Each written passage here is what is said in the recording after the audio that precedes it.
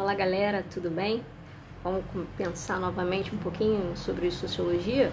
Vamos lá então. O tema de hoje é sociedade do consumo, tá? Sociedade do consumo tem tudo a ver com o que a gente vive, né? Nosso dia a dia, nossa maneira de consumir contemporânea, atual. E consumo é algo inerente, ou seja, da natureza humana. A gente nasceu, está consumindo, tá? A gente consome. Consumo é uma coisa, consumismo é outra. O consumo é inevitável, o consumismo é uma cultura do consumo em excesso. Então vamos ver como que se dá isso. A gente vive num mundo em que a propaganda... existe até uma frase que diz: a propaganda é a alma do negócio, né? A propaganda, ela estimula e ela cria necessidade de consumo em excesso, que é o que a gente vive, tá?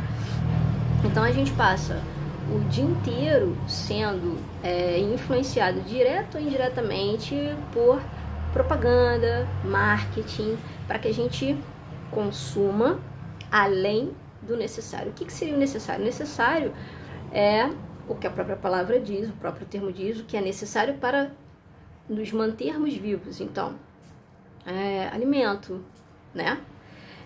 Higiene, então produtos relacionados à nossa higiene, né? Isso são questões básicas, a gente vai sempre consumir. A questão é, quando a gente não consegue mais observar o quanto que a gente extrapola desse consumo necessário e faz desse consumo uma espécie de ponte para uma ideia que foi criada em nós de que aquilo gera felicidade, de que aquilo gera satisfação, de que aquilo é imprescindível, ou seja, sem aquilo a gente não consegue viver.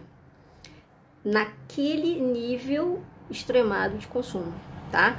Então, exemplo, vamos pegar um exemplo aqui que todo mundo, ou grande parte dos que estão vendo o vídeo, pelo menos, consome. Celular, né? O celular, a priori, num primeiro momento, você compra para se comunicar, não é isso? O objetivo é esse. Então, se você passar 2, 3, 4, 5 anos com o celular, é provável que ele forneça o que você foi buscar nele, a tua condição de se comunicar com outras pessoas, seja por mídias sociais, seja por telefonema ou por mensagem como antigamente, mensagem mais tradicional, certo? Ele vai cumprir essa função por um tempo considerável. Agora, quando a gente tem uma influência da necessidade de consumir o aparelho X ou Y, que vai ter ao longo do ano pelo menos 2 ou 3 versões novas, que vai gerar a necessidade de, poxa, mas esse aparelho aqui faz mais isso aqui, esse aparelho aqui é melhor nessa condição aqui, então eu não posso não ter este aparelho, mas você já tem um aparelho que faz tudo o que você precisa. Então, quem que te gera, qual é o dispositivo que está presente na sociedade que gera essa necessidade criada pela maneira como a gente é influenciado de que é necessário trocar o aparelho que está funcionando e que está realizando toda a expectativa, que está cumprindo toda a expectativa de quando ele foi comprado. O que faz a gente ter a necessidade, ou grande parte da população tem a necessidade de troca do aparelho?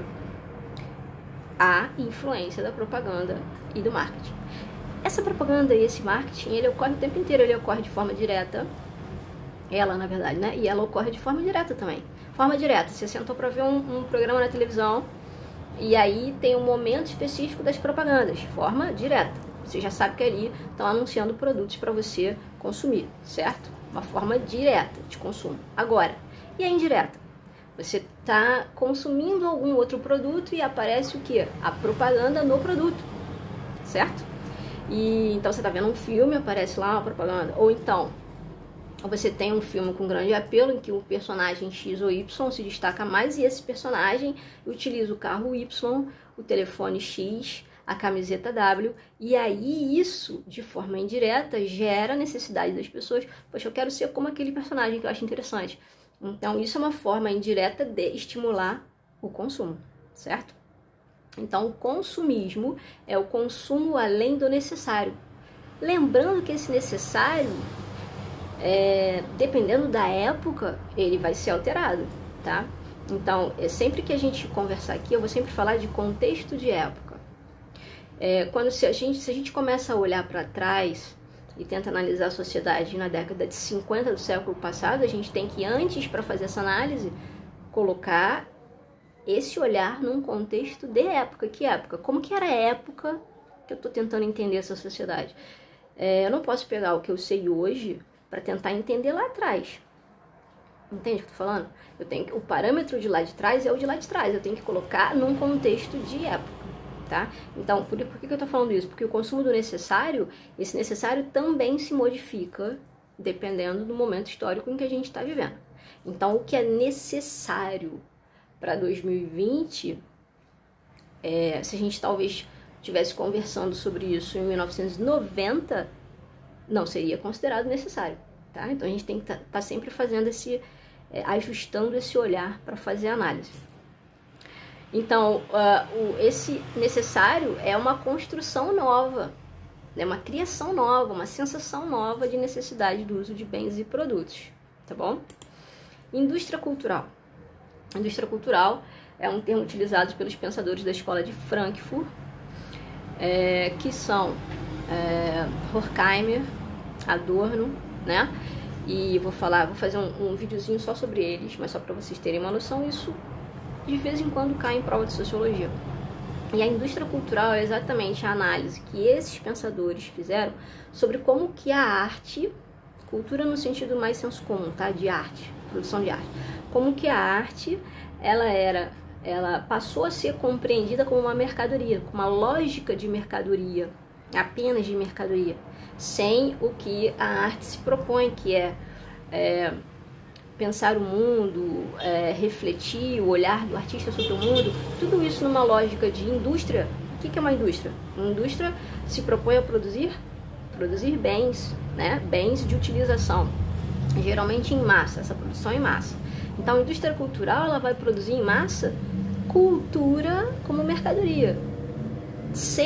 Ela tira esse olhar do fascínio, da sensibilidade do artista. A arte passa a ser uma mera mercadoria. Então, vamos só para definição da escola de Frankfurt de indústria cultural: a produção artística e cultural que passa nos meios de comunicação de massa, comunicação para o senso comum, estimulando o consumo ou transformar a cultura em meramente mercadoria. Então, a cultura, ela tem que ser, na visão da indústria cultural, no que se define como indústria cultural, ela é produzida em massa para entreter, tá? A população no geral, certo?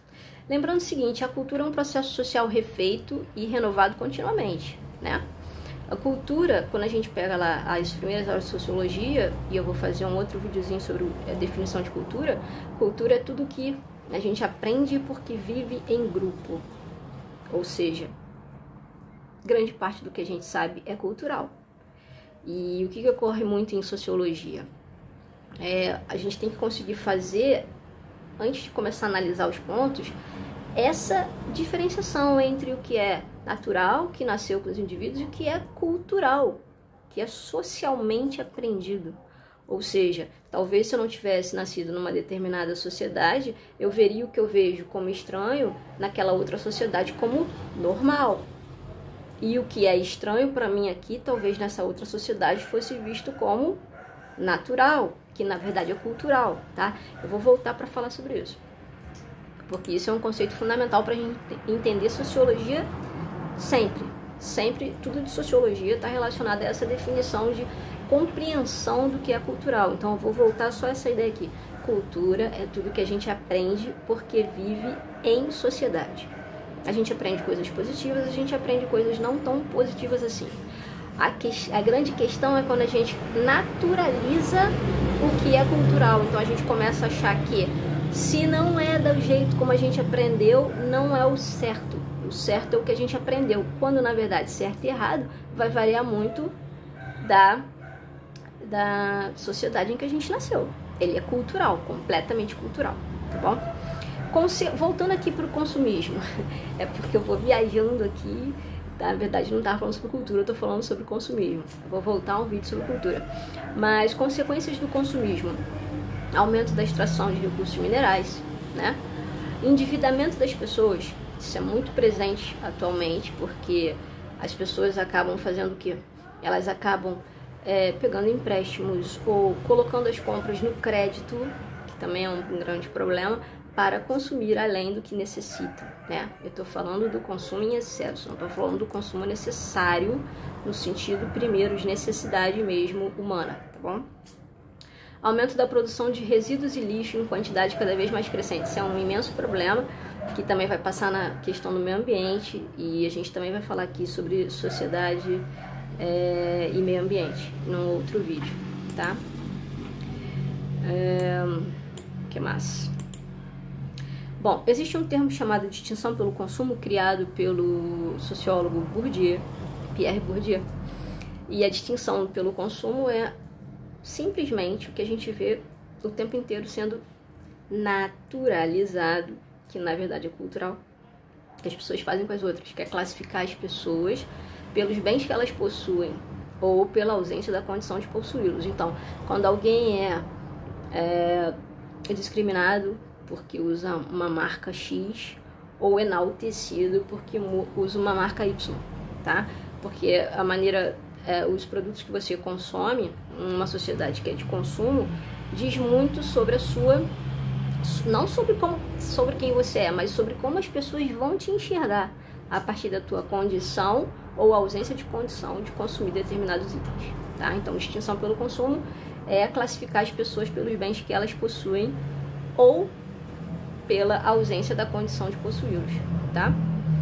É um termo criado pelo Bourdieu. Bourdieu foi um grande pensador, antropólogo, né? Referência na antropologia e na sociologia. Publicou trabalhos sobre educação, cultura, literatura, arte, mídia, linguística e política. Suas reflexões dialogavam tanto com as esferas de Weber, que é um dos pais da sociologia, como com as classes de Karl Marx. Por quê? Porque ele vai fazer essa ideia de como que o consumo ele aumenta essa diferenciação que existe entre as classes, tá? Então, na verdade, ele pega um pouco da teoria de Weber e ele pega um pouco da teoria, um pouco não muito, na verdade, da teoria de Marx, para criar a sua própria linha de raciocínio. Existe um site que eu queria colocar aqui para vocês, vocês olharem lá, sobre imigrantes vindos para o nosso país, para mostrar essa diferenciação cultural, né? E não só a diferenciação, como também como que o convívio, né? Essa troca de culturas é positiva. Deveria sempre ser olhado pelo lado positivo, né? Como que a gente conseguir conviver e colocar a diferença como sendo algo que nos compõe é fundamental para a existência de sociedade. Então, existe um site que é www.memorialdoimigrante.org.br, que informa sobre os imigrantes vindos do nosso país, que também foram e são seres que compõem o nosso país, tá bom? E até o próximo vídeo, vou falar mais sobre os outros itens que eu falei aqui. E eu vou sempre convidar vocês pra gente pensar junto a sociedade. Vamos pensar juntos, certo? Até lá, até o próximo vídeo.